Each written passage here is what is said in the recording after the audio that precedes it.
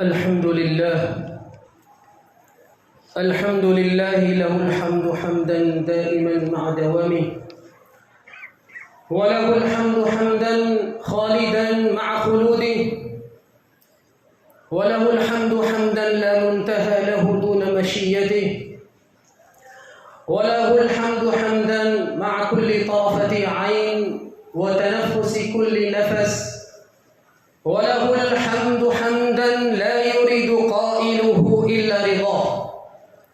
وأشهد أن لا إله إلا الله وحده، وأشهد أن سيدنا وسندنا وأسوتنا وقدوتنا ومولانا محمدا عبده ورسوله، صلى الله عليه وعلى آله وأصحابه وأزواجه وذرياته وأهل بيته أجمعين. أما بعد، عباد الله، اتقوا الله تعالى في السر والعلن، وذروا الفواحش ما ظهر منها وما بطن، فقد فاز المتقون. أيها الإخوة، قبل يومين كنت جالسا مع إخواننا في حضرة مربينا وشيخنا ومؤسس هذه الزاوية خانقاه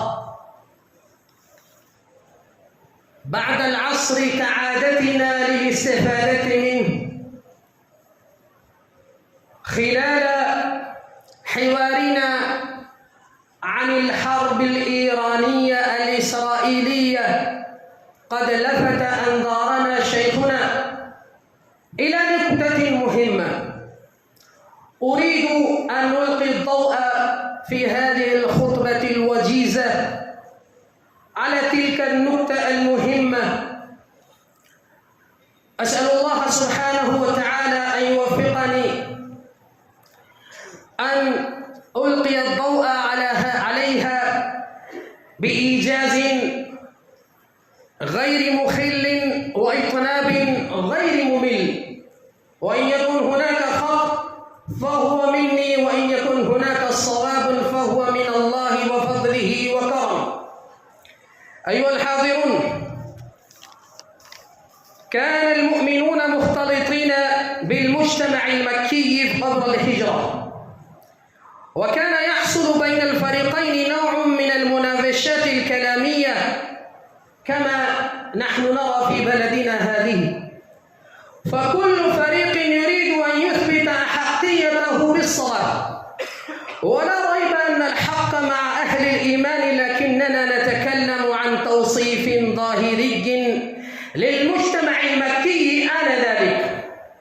وقد كان يحيط بجزيرة العرب فارس والروم، وكانتا يومئذ دولتين عظيمتين متنازعتين، فتغلب فارس حينا وتغلب الروم حين آخر.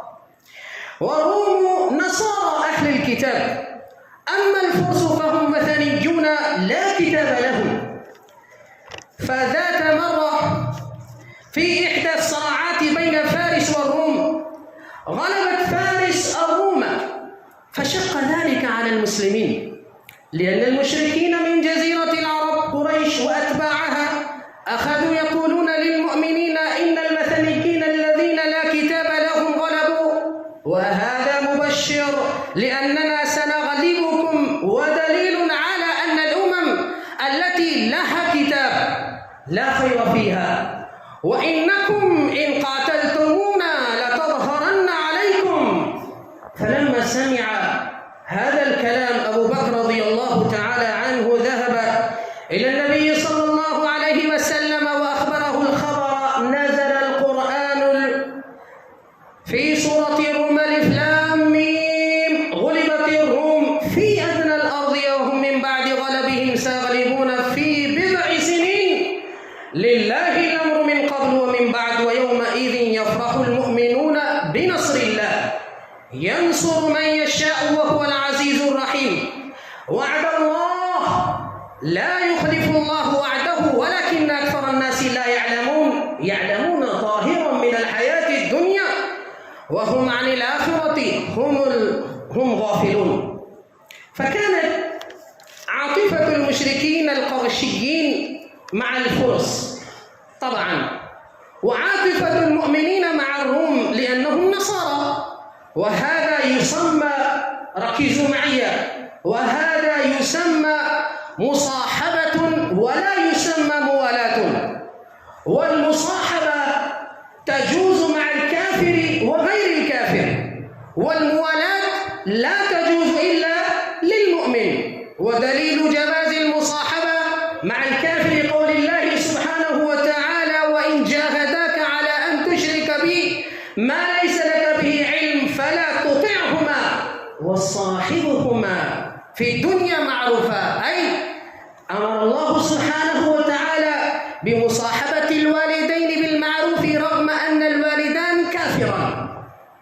قريش فرحت بداية بانتصار الفرس طبعا، رغم أنه لا دين يجمعهم وهم كانوا وثنيين، وكان كذلك فرس عباد نار ولا علاقة لها إلا بنكاية من المسلمين. فالفرس ليسوا أهل الكتاب، ولو انتصر الروم لكان في ذلك دعم مركزي ورمزي لفكرة الوحي والنبوة. يعني كان كفار قريش يريدون خسارة الروم فقط لكسر فكرة النبوة التي كان يؤمن بها الرومان البيزنطيين في بلاد الشام.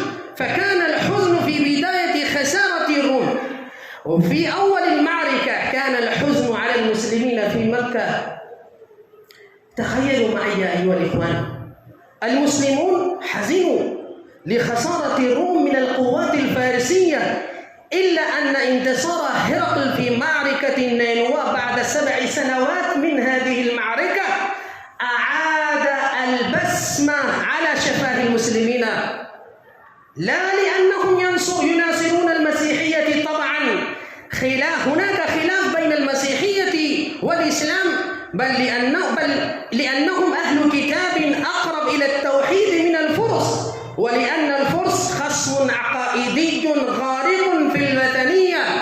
قال سبحانه وتعالى: ويومئذ يفرح المؤمنون بنصر الله، أي المسلمون يفرحون في مكة بنصر له. أي نصر يتحدث الله سبحانه وتعالى؟ عن النصر الذي قام به هرقل ضد القوات الفارسية الوثنية. كان فرحا واعيا، لا فرح غريزة ولا فرح تحزب طائفي. وقد أصل الإمام شيخ الإسلام ابن تيمية رحمه الله لاحقا عن هذا الموقف حين قال: المبتدع المصمم، ركزوا معي، يقول ابن تيمية: المبتدع المصمم خير من اليهودي الكافر، ويقاتل معه إن كانت في ذلك مصلحة وقربة. أيها الإخوة، اليوم يعاد تشكيله مشهد من جديد، لكن ليس بأيدينا ولا باختيارنا. الإيران الآن بكل ما فيها من مشروع طائفي وعدوان مدمر على ديار أهل السنة والجماعة، والتي لا تثير في نفوسنا إلا الحذر والرفض والريبة. فنحن نعرف هذا السجل في بغداد وفي حلب وفي صنعاء وفي بيروت. رغم كل ذلك، حين تقف إيران في مواجهة مباشرة مع كيان صهيوني متمرد يحترق العرب والمسلمين ويقصف غزة ويستهزئ بكل قوانين الأرض والسماء، حينها قد تجد نفسك مجبرا لا مختارا أن تتمنى أن يصاب ذلك الكيان بنكسة وبهزيمة بأي يد كانت، ولو كانت يدا لا تصافحها يوما إلا وأنت تضمر في قلبك الشك والريبة تجاهها. أيها الإخوان، نحن لا نبرئ إيران، بل نراها خصما حاضرا لا شريكا دائما، ولكننا ندرك أن هذا العدو الصهيوني لا يقتلنا لاختلاف مذهبي حزبي طائفي، بل لأنه يرى وجودنا ذاته خطأ تاريخيا يجب أن يمحى من التاريخ. ولذلك التيار السني والشيعي موجود هذا الأمر من بداية الإسلام، وما زال موجودا، ولم يستطع أحد الطرفين أن ينفي الآخر. لكن الكيان الصهيوني المزروع الآن يجب أن ينفى ويمحى من وجه الأرض، لأنه أمر طارئ وخطير. وحين تضع المعادلة بين خصمين أحدهما عدو طائفي يمكن ردعه وتقييده، والآخر عدو استئصالي لا يراك أصلا، فلا يملك العقل الوعي إلا أن يرتب تهديداته وترجيحاته ويختار خصمه الأول ثم الأول ثم الأول. وإن بدأ في المشهد لحظة فرح بانكسار إسرائيل، فهي فرحة وعي لا انحياز، فرحة في زمن الضرورة، لا الانقلاب على الثبات. أقول قولي هذا وأستغفر الله لي ولكم ولسائر المسلمين من كل ذنب فاستغفروه إنه هو الغفور الرحيم.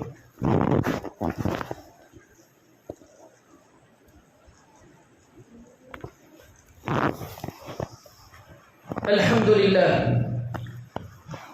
لله نحمده ونستعينه ونستغفره ونؤمن به ونتوكل عليه، ونعوذ بالله من شرور أنفسنا ومن سيئات أعمالنا.